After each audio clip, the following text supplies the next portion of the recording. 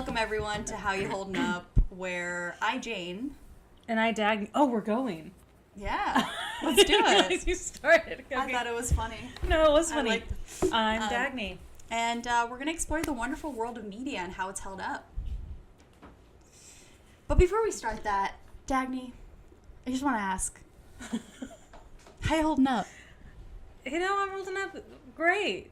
It's a Friday night after a long work week. I'm holding up great. I work from home, and I've been in this apartment for 4 days straight working. So you're going crazy? A little bit. Okay, great. This is the perfect time to put you in front of a microphone. It is. And for our spooky episode, but more importantly, Jane, how are you?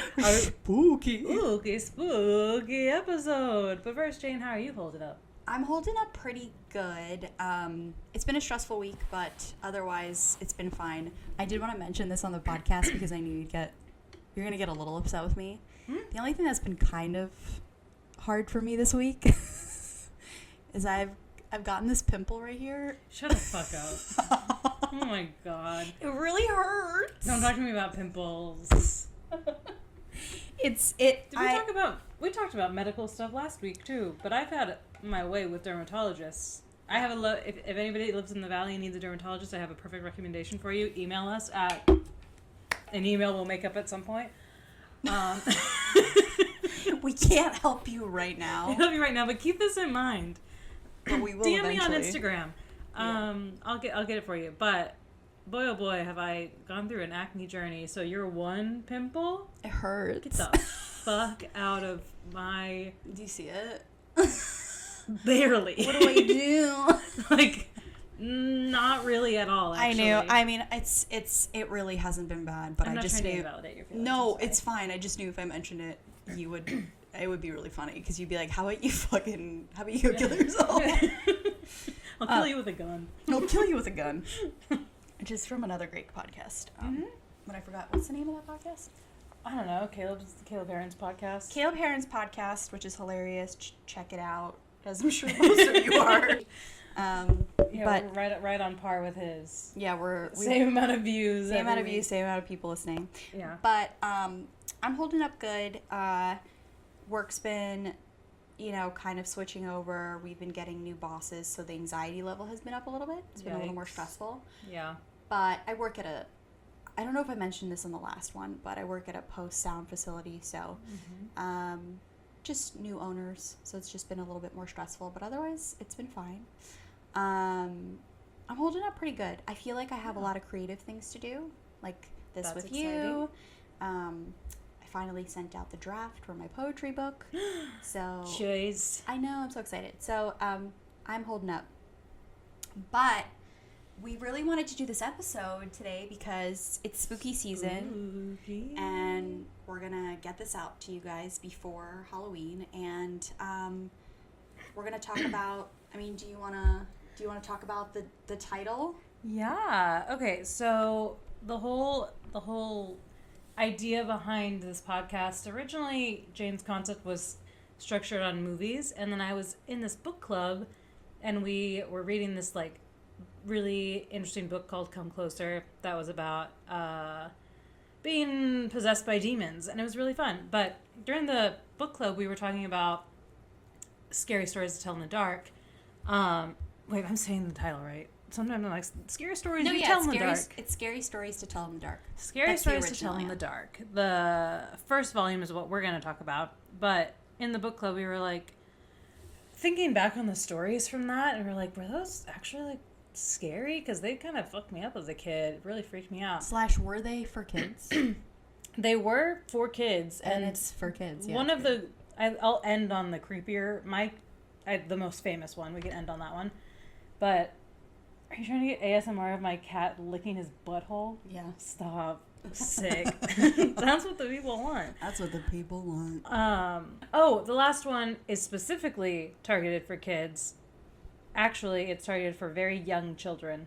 It's written in on one page is 2 sentences. Very Shel Silverstein. Yes. Okay. It's a young children's book.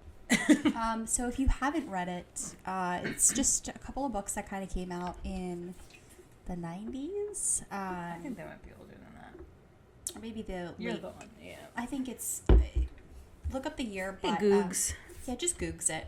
But it's a series. There's a bunch of books, but the collection was released by Alvin Schwartz, and Alvin was kind of a genius. Like, he made a bunch of other things, but he was like, I'm gonna take a bunch of folklore from different cultures, and I'm gonna make some short stories out of it. Oh, okay. This one, sorry, the one we're going to talk about is from 1981. 1981. Perfect.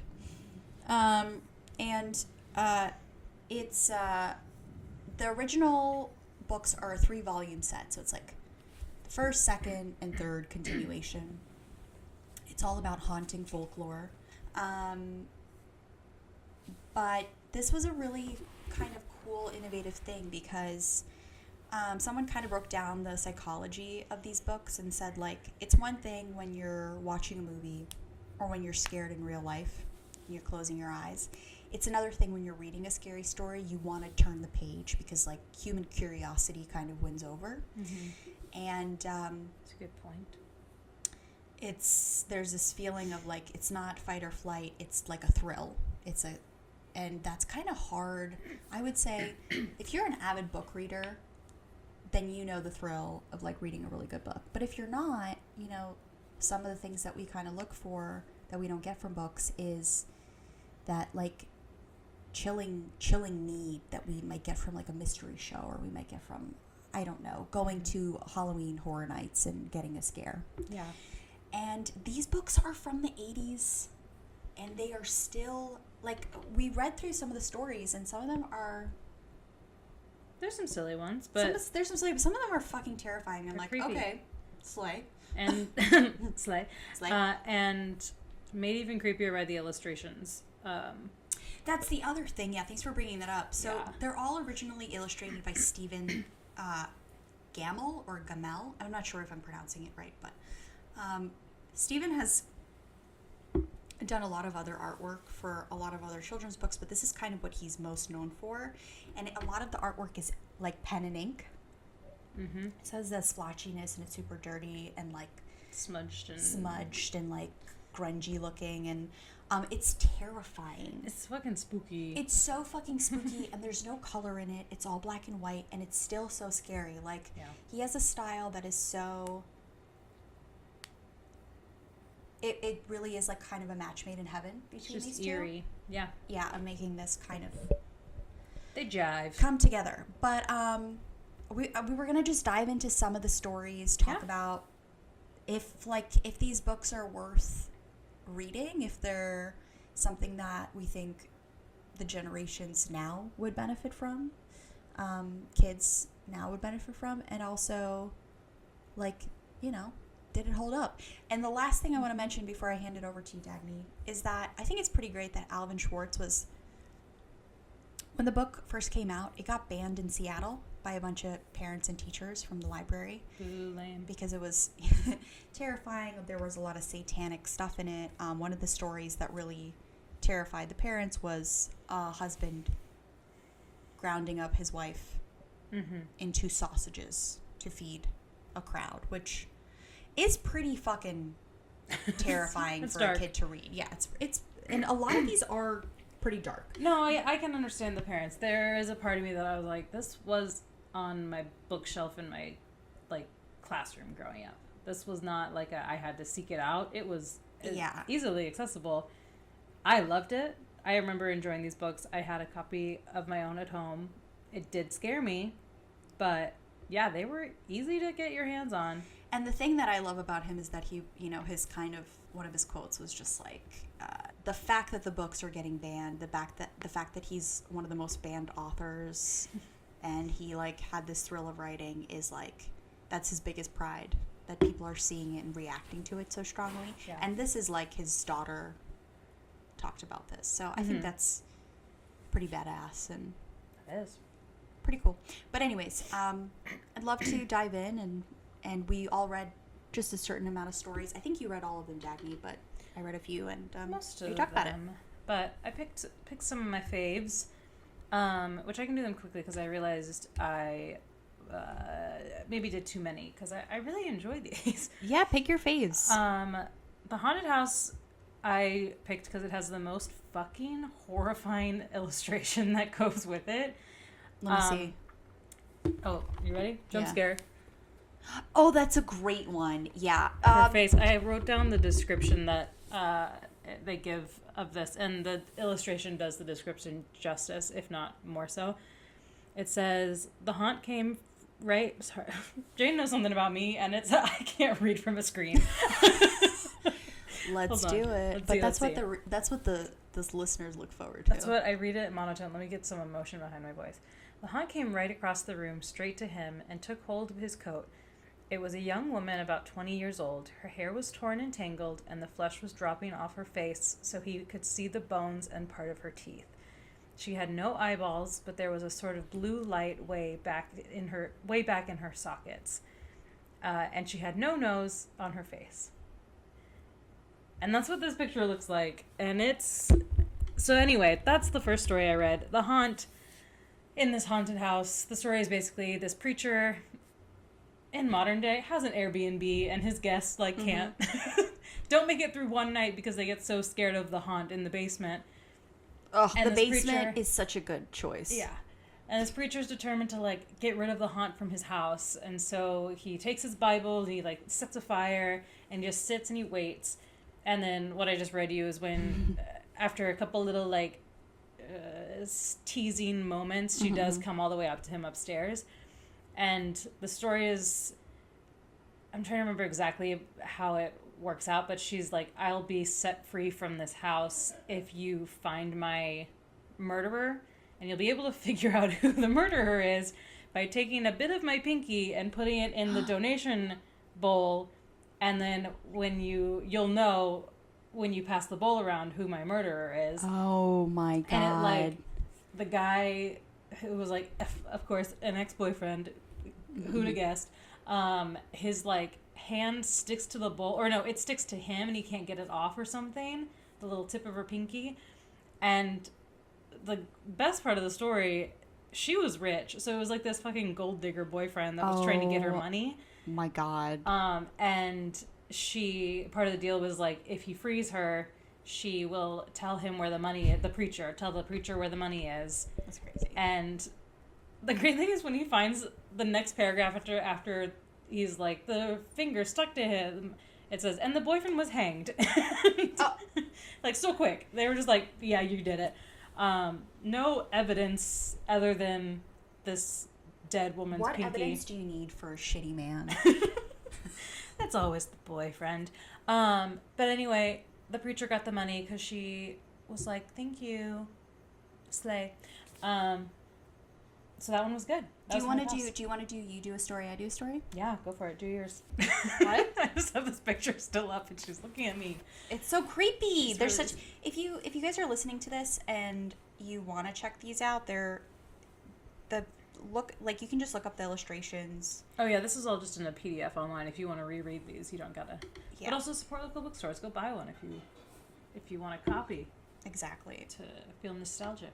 But yeah, that was something I wanted to say, which is he gets to the scare is the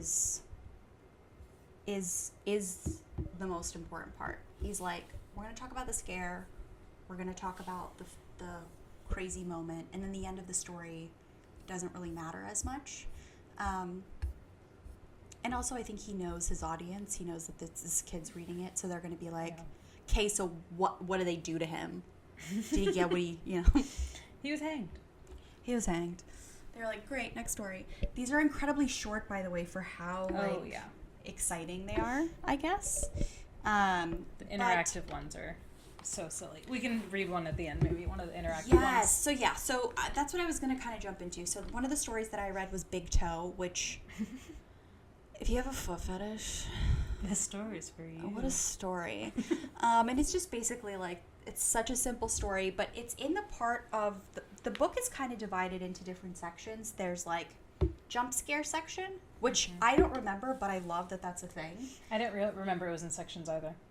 Jump scare section, ghost section, and then there was another section of past karma or something like that. I don't remember, but the The first one is jump scares, and jump scares is like basically, like you said, interactive. It tells you at the end of the story, now jump at your friend and say, you did it, or, scream, which is so cute and such a fun way to, honestly, you know what it does that I think is really cool, and I just realized this? It teaches kids how to tell stories, very well. It teaches kids how to, hold the audience and hold a room and tell stories and take pauses in, such a non-pressured way. Yeah, and it's fun. It's fun. You're doing it with your friends. That's really nice. Anyways, really nice. I just realized that. But anyway, so Big Toe is the first story, I believe, of this whole book. Volume. And it's so funny. A lot of parts of it just don't make sense, and it's about a kid who's walking along, his farm, and out of the dirt he sees a big toe sticking out, so he pulls on it, which why would you do that? And he rips it off, basically. He pulls on it so hard, and something groans and moans and runs away. We don't know what it is because it's under the ground. And then he brings it home, and his mom and dad don't bat an eye. They're like, wow, this is the most beautiful big toe you've ever found. We're going to cook this for dinner tonight because God forbid they use any other type of meat, or I guess protein is scarce in this universe, but they're like, we're going to cook it up. We're going to slice it into 3 even pieces. We're going to enjoy it for dinner. Sounds delish. But also, what, is that one bite? How yeah. small are these people that this How is big a is filling his toe? meal? That's a better question. How big is the toe? How big is the toe? What did you just rip off? What fucking enormous thing did you just rip off? Yeah, if that's toe feeding off? a family of 3, that's not my toe. Also, if it's that big, how were you able to rip it off? That thing could have kicked you into, whatever. These are the things they need to tell us in scary stories to tell. Basically, don't eat people. The story's don't eat. Don't eat that. Don't eat what you don't know. Cannibalism cautionary tale. It sure is. But they eat it at the dinner table, and then the rest of the story is him sleeping at night and hearing whatever this thing is enter the house and say, who took my toe? Which is so funny. And then it tells you to keep doing it as the monster gets near. And then at the end it says, now jump on your friend and say, you've got it. Which is so funny. You've got it. I don't know why I imagine the monster has that voice. Who took my toe? No, that's how I read it as well. The monster has a Monty voice. But that's the first story I read. It's the first story in the book. And I thought it was a little foolish and a little funny, but I definitely didn't feel when I read it, I wasn't ugh, a kid shouldn't read this. There was enough goofiness about it. Yeah. That that worked. Your turn. My turn to tell a spooky, ooky tale. Okay, so my next 2 are actually the ones that I was like, oh, these are silly. So I'll kind of combine those 2, and then I only have 3 others, but they'll be fast. But these 2 are the dumb ones, but still, fun. The Girl Who Stood on the Grave, very silly, because she's just a little dummy, and she scared herself and died. She scared herself. Basically, she scared herself so bad she died. No, really, low-key it'd be me. But she... Oh, no. But no, her friends were like, I dare you to go stand on a grave. You know what happens if you stand on a grave after dark? You get pulled in and you die. Which is a creepy thing to, I guess that holds up in a sense of if I'm walking through a graveyard, that's going to go through my mind if I read this book. Yeah. Oh, if I stand on a grave for too long, I'll get sucked in.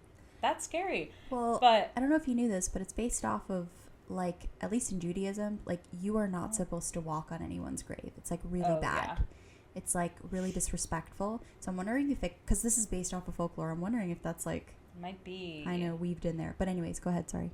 We didn't do that extra level of research. Sorry, listeners. Next time. The lore between each of these. But one of the guys gives her, a knife to take with her to protect herself, and she stabs the ground. She picked out her grave and stood on it. Then quickly she bent over and plunged the knife into the soil, and she started to leave. but she couldn't get away. Something was holding her back. She tried a second time to leave, but she couldn't move. She was filled with terror. And this dumb little bitch stabbed her skirt into the ground and scared herself to death when she tried to step away and it held her back. And then she died of fright. Because she's a dummy. She fucking deserved it. You know, we love her, but she died because she's dumb. But again, it's like, babe, look down. I can relate. Yeah, I'm babe, look like, down. Just keep your wits about you for 2 seconds and figure this out, girl. Girly pop, shorts, mini skirts. That's the way to go. Yeah, short skirts. Also, the image with this one is creepy as well. Look at this girl just screaming. She's so scared. But that one was a little silly. But I mean, the story behind it is creepy. Don't stand on graves. That's what I'll tell you. And then I did read alligators, just because my biggest fear in the world are alligators. Ooh, tell me about alligators. I didn't read that one. I do also. What's your biggest fear? Do you have a biggest fear? I do. I have a really bad phobia with cockroaches. If we're gonna. Excuse me. Cockroach. Cockroaches. Is there an extra A, and la cucaracha? Excuse me. Okay, maybe. How do you say it? Cockroach. Well, if there's a bunch, cockroaches. But you said cockroach. How do you say it again? Cockroach. Cockroach? I say cockroach. You know, I like it. I just haven't heard it before. Cockroach. Maybe because... Okay, whatever. It doesn't matter. Anyways. Might be a New York thing. I might just be an idiot, but it's fine. But anyways, a little dum-dum that stabbed your skirt into the ground. I'm so scared of them, I don't even want to say them. That's why you don't say their real name? I have such a bad phobia. I don't know why. Like, I'm good with snakes. I'm good with, like... Oh, yeah. Mice, rats. Like, don't care. But those and water bugs, like, it sends me into a fucking tizzy. I'm unwell. Yeah. That's like a logic. I don't even know how to explain it. Like a rational phobia. Yeah. Even though it's a phobia, so it's not really rational. Okay, helicopter. An irrational phobia is like, for me, maybe that's rational too, but like getting an aneurysm. Oh my God. Okay. Sorry. I'm so sorry. Okay. Dying alone. Okay. So alligators. I fucking hate them. Right. And I saw that one of the stories was alligators. I did not remember it, but I was just traumatized by alligators as a child. So I've always hated them. What is about them that you don't like? Well, I did have one lunge at me when I was like 8. That'll do when I was in Florida. It like came towards this thing that I was on. And then my brother thought it was so fucking funny. Shout out to fucking my brother. I love Billy. But there was a rainforest cafe near our hometown that we would go to, and they had an animatronic alligator in a little pool outside, and he would shove me toward it. Animatronics are also just terrifying in general. Creepy. But is it just like their mouths or like... It's just everything. They're gross. Anyway, this story about alligators also kind of silly, though, because it's this wife who her husband leaves every night to go swim. Sometimes he doesn't come home at all. And then they start having kids, and he's taking his kids to go swim every night, and sometimes they just swim all night and don't come home. And she starts to tell people that her husband is turning into an alligator, and that he's turning his kids into alligators. And then she goes crazy, but she's not crazy, because then there's like a lore throughout the town that all the fishermen later are like, yeah, we're not a town that has alligators, but every once in a while we see one big alligator with 2 small alligators in where we fish or whatever.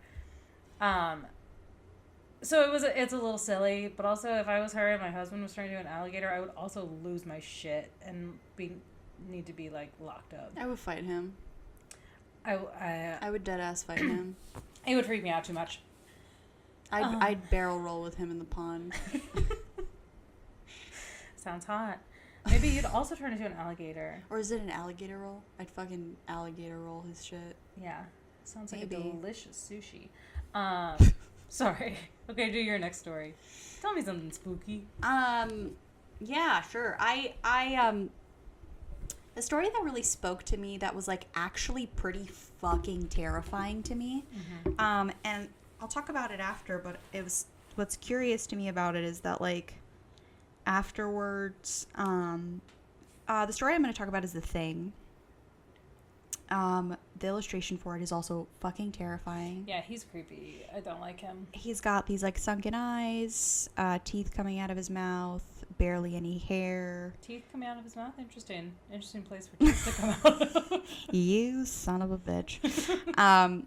We could just see his exposed teeth, I guess, because his lips are missing. We love a missing teeth. I'm joshing with you. We love it. Please keep joshing with me. I say stupid shit. I love it. He looks like Nathan Fielder.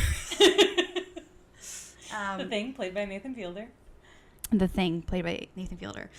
But the story is just about these two guys. They're hanging out on a fence near the post office, and they see this thing, like, come crawling out on the road, and then it, like, walks shakily back into a field, and they're really freaked out, so they run away. But then they're like, what are we freaking out about? It's probably, like, some dude or whatever. So one of the guys goes back and sees that it's, like, this skeletal, ghostly-looking thing, and he's like, this is, like, a joke. Like, what is this? And he goes to touch it, and it's, like, real. And so they really freak out, and they start running, and this, whatever this thing is, follows them back to their house. The thing that creeps me out is the ending of the story, which is, I'll read it to you guys right now. And we'll go from the part where Sam says, I'm going to touch it, then we'll know if it's real. He walked up to it and peered into its face. It had bright, penetrating eyes sunk deep in its head. It looked like a skeleton. Ted took one look and screamed, and again he and Sam ran, but this time the skeleton followed them. When they got to Ted's house, they stood in the doorway and watched it. It stayed out on the road for a while, then it disappeared. This is the last sentence of the story, and I'm like, way to fucking wrap it up. A year later, Ted got sick and died. Toward the end, Sam sat up with him every night. The night Ted died, Sam said he looked just like the skeleton. Ooh. I didn't like that. I was like, fuck me, like, is this... Because I was like, Is that him? Yeah, there's a lot to read into it. Like, there's actually a lot of depth to that. Like, was he looking at himself? Like, did he see his own death?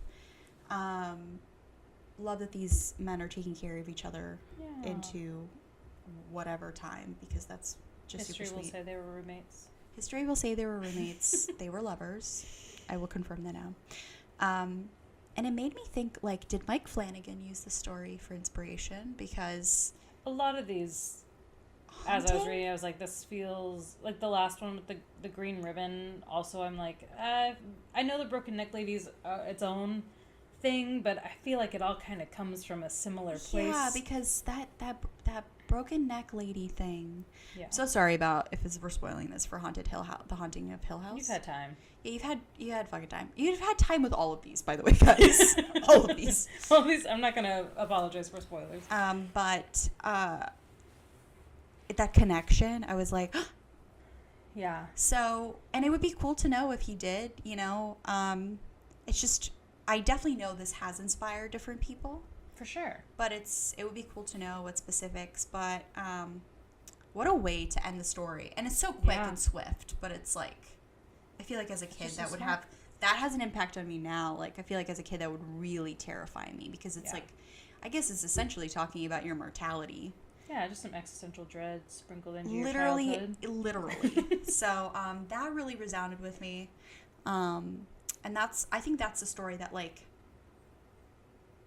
out of all the multitude of stories era, that one was like, oh, this is still fucking terrifying. Yeah. Okay. All right. You want to know my most terrifying one? Yes, please. High beams. Do you remember high beams? Yeah. This shit's straight out of a true crime documentary. Yeah. If you don't know high beams, it's this sweet girl driving her little pickup truck. And, well, I guess it starts out, she's at her school. She's driving a pickup truck? I don't remember. Hold on. She's driving a pickup truck? She's driving a blue sedan. There's a red pickup truck that's driving behind her. I was going to say. Girl boss. Girl boss. Girl boss. So this little high school girl gets in her blue sedan, and she's driving home, and it says it's like 8 miles, and she does the drive every day. She's obviously very very easy drive. But as she's leaving the school, this red pickup truck pulls out behind her and follows her home. And every so often, he shines his brights on her while she's driving. And she, like, tries to get away from him, but he stays right behind her all the way home. And when she does get home, she, like, jumps out of her car really fast, runs up to her dad, and says to call the police. And then, let me get the last sentence of this. It's so fucking terrifying. It's so good, too. This whole thing is so good. And it's just, when the police arrived, they started to arrest him. But he pointed at the girl's car and said, "You don't want me," he said. "You want him." Crouched behind, I just got chills. Crouched behind the driver's seat, there was a man with a knife. As the driver of the truck explained it, the man slipped into the girl's car just before she left the school. He saw it happen, but there was no way that he could stop it. He thought he could call the police, or he thought about getting the police, but he was afraid to leave her, so he followed the car. Each time the man in the back reached up to overpower her, the driver of the truck turned his high beams on. Then the man would drop down, afraid someone would see him. That's fucking scary. Yeah, that's real. Yeah. That's, like, real. That's like I check the back of my car still when I get in. And maybe it stemmed from this, but just in general, that's such a scary thought to think somebody's right behind you in the car. The whole time. So yeah, that's my most fucked up, creepy one. That is still... Yeah, that one is... It's so clever and it's so terrifying. It's so clever, it's so terrifying, and it's so real. Yeah. There is nothing supernatural about that one. No, it's the most grounded in reality of the ones in here. Isn't like, that what the terrible fuck? that's so grounded? And yeah, that one, But shout out to that pickup truck guy. He saved a girl's life that night. Yeah, shout out to the pickup truck guy. If you're listening. We judged you too soon. Mm-hmm. We did. You were a good Samaritan. That's the point. Yeah. Trust no man. But if, a man is sometimes... helping, cool. He better be. It's the least they can do. Mm-hmm. Do you have another one for me? I have one last one. This one was just it made me kind of reflect on just all the lessons that are kind of being taught in this book. Mm-hmm. And I don't know. There's a lot of great books that teach lessons, right? I can bring up Shel Silverstein again. That was like, there's so many Dr. Seuss, where there's so many like fun ways to explore like why someone does something or why someone's selfish. But I feel like sometimes really hard lessons are tougher to understand under comedy or under like a sweet scenario. Yeah. I think they're best taught when you scare the shit out of kids. Yeah. Like, I'm going to say, yeah, when you scare the fuck out of kids, like, and we'll get to the how's it holding up of this all, but like, some of the biggest lessons are taught with don't fuck around or you will find out. Mm-hmm. And like, The Boy Who Cried Wolf is a story, sure, but like, this shit engages kids, makes them spooked and scared, but also come back for more. They retain it. Yeah. And it's not harmful. I don't know how to explain it. Like, I don't think so. It's not harmful. I think that's what I came to the conclusion. I was like, because it's imaginative, because I'm not showing you grotesque anything, it's an illustration at most at the beginning of the chapter that's spooky. Yeah. But the rest is left up to you. You can't really blame your child's imagination. That's like a way for them to learn, a way for them to develop. You're not feeding them like grotesque or terrifying imagery that's like not even valuable at all to the story. Yeah. Like, you're not showing guts or what. Anyways, you're talking about it maybe, but whatever. Anyways,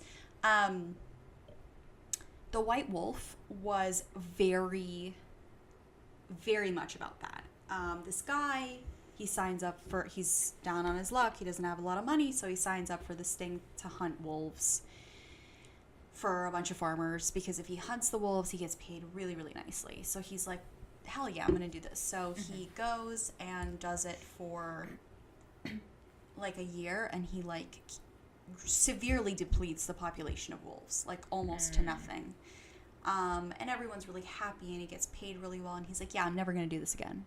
Like, I'm done. I'm good. But then something happens where out of nowhere, it's been like 10 years or something like that, and farmers are losing their cows and their sheep and whatever to this like lone white wolf. And he's like, why don't you just shoot it or whatever? And one of the farmers is like, I tried. I shoot it and nothing happens. Like, I shoot it with bullets and nothing happens. And so he's like, I'm going to retire out of my killing spree of wolves, and I'm going to go out there and get this last wolf.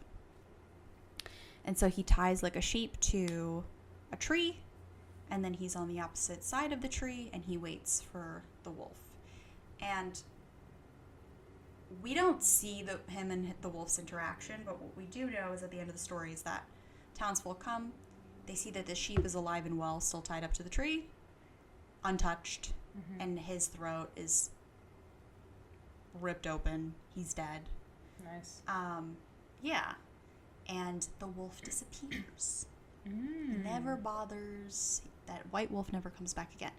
So there's this kind of what you do unto others will come back to you. Yeah, absolutely. Tenfold. And it's spooky and it's fun, but it's also like just such a great lesson on like, I don't know, I feel like for that time, like this is the 80s, like we're talking about extinction and animals, and I like that he chose a predatory animal that you would think could defend itself, but like showing like, hey, like this could have been about sharks and how great sharks are, you know what I mean? Or in some cases, what it should have been about was alligators. I'm just kidding. No, but you know, it could have been about sharks. It could have been about spiders. It could have been about tigers, whatever. I like that they keep listing animals. How many more can you list? Could have been about rhinos. Could have been about giraffes. Could have been about penguins.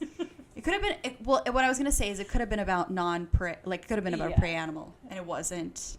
And that says something as well. So I just thought that was like a fun little lesson that I feel like it could have been about. I wanted to go into it. Oh, it's a good bit. Is it though? Honestly, kind of mid. I've never used mid genuinely in an actual you did way. now. And I'm glad I brought that out of you. Thanks. I'm glad my fucking mediocrity brought that out. But that's like, those were the three kind of stories that stuck in my brain. I'll round this out with, at least in my opinion, from what I can tell, is the most famous one, which isn't from the first volume. It's from, I believe, the fourth, and it's called In a Dark, Dark Room and Other Scary Stories. And it's like specifically targeted towards young kids, like just learning how to read kids. And yes, ma'am. You better read. You better read. You better read, kid. So the Green Ribbon, if you don't know what it's about this sweet little girl. She meets a boy, it's her high school sweetheart. They end up getting married and living this long, happy life together. But ever since he met her, she's had this green ribbon around her neck, and he's asked her throughout their life, like, will you ever take off the green ribbon around your neck? She's like, when the time comes, I'll take it off and you'll understand why I have to keep it on. And then at the end of the story, she's like a very old woman dying, and she says, you can take it off now. And then her head falls off. Her head fucking falls off. It just and rolls away. It just rolls on the ground. That illustration too, it's cuter and in color, but it's still like, oh, okay. Not a fun visual.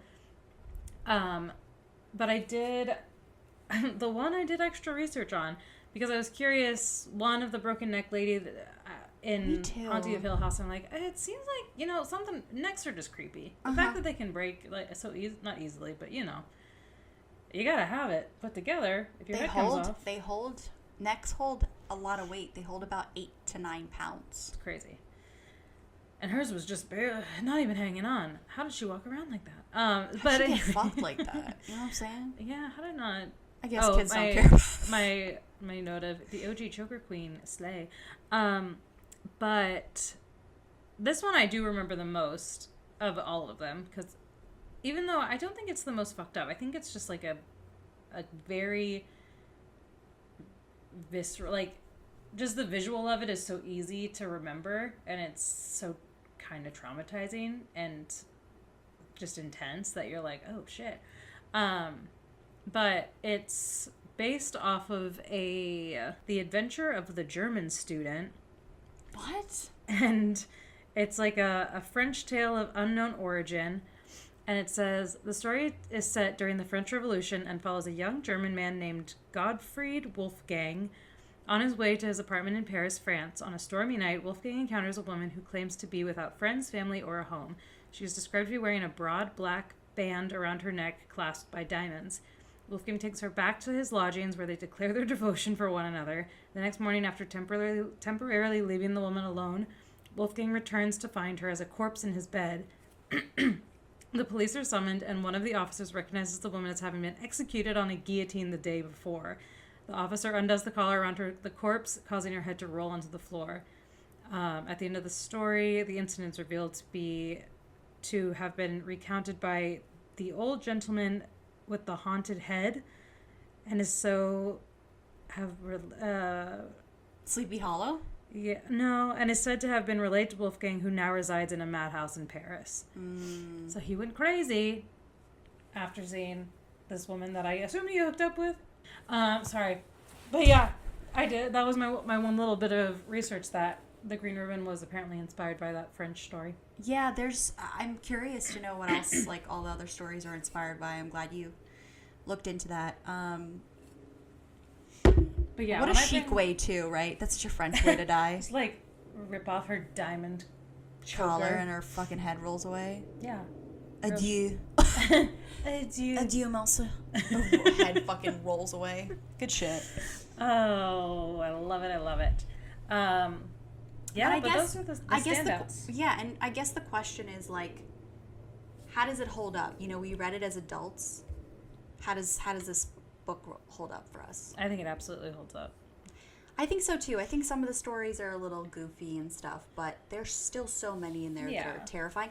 And I would say it holds up for kids to read too. I think they should read this. Yeah. And the silly ones, I think, balance out. I think they're necessary. They balance out the creepy ones that really will sit with you when you have, like, a silly, like, oh, scare your friend with this. But I guess I would say, like, maybe read this when you're 8 or 9, not before that. I don't know. I turned out okay. When did you read these? The Green Ribbon one, I think, read as, like, 6 or 7. Oh, wow. Okay. I think I read these later. I think I read them when I was 10 or 11, but... I think that's probably the normal age to check these out. Well, the first 3 are very much around... Like, definitely let your 3-year-old read this. Yeah, definitely read this to your newborn. No, it holds up. It holds up, guys. It does. It holds up, and I'm glad we revisited these. Yeah, read really them. See how you feel about them. And it's spooky season, so the time is right. Happy Halloween, everyone. Check out Scary Stories to Tell in the Dark if you haven't. Or if you have kids, have them check it out. We encourage it. Mm-hmm. And happy Halloween. Yeah, that's all. We'll see you guys in the next one. Hell yeah, dude. Bye.